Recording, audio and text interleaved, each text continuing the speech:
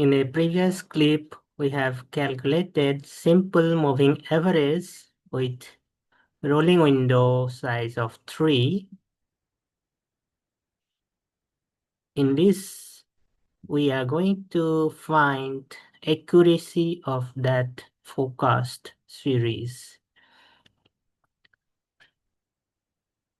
Remember, we have also plotted the smoothed series and the original series.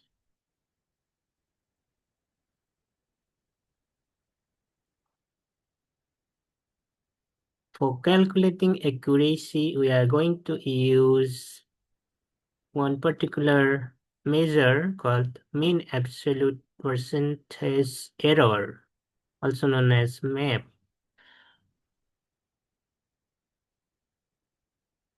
It calculates the difference between actual and forecast value as a percentage of the actual value and takes the average over all the forecast values. In that way, it tells about how accurate the forecasted value from the actual value is.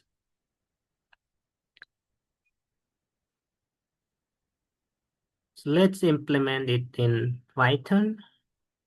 For that, we are going to import necessary libraries and the data we had used previously. So we are importing the libraries here, and then we import the data here, and we see how the data looks like. So there is a time variable and a value series. And again, calculating the simple moving average series with window size 3. And then we view the moving average series and we get the same result as before. Now, for calculating the accuracy, we are going to use MAP, mean absolute percentage error. And we run this library and function for getting the required quantities. We get map from the library and define the map. And let's round, and just to note that 3 here is how many decimal points we want to use, and we'll see that. Okay, let's also execute this, and then we calculate map for the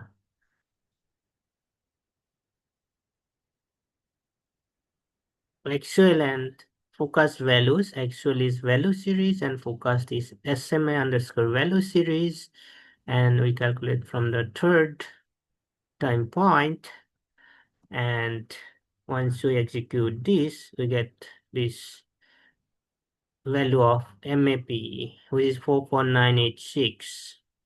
And if you wish to have more decimal points, we can rerun this, and we get 4 decimal points. Let's keep it at 2 decimal points, and we get 4.99 as the MAP value. Now let's go back and see what's the use of this.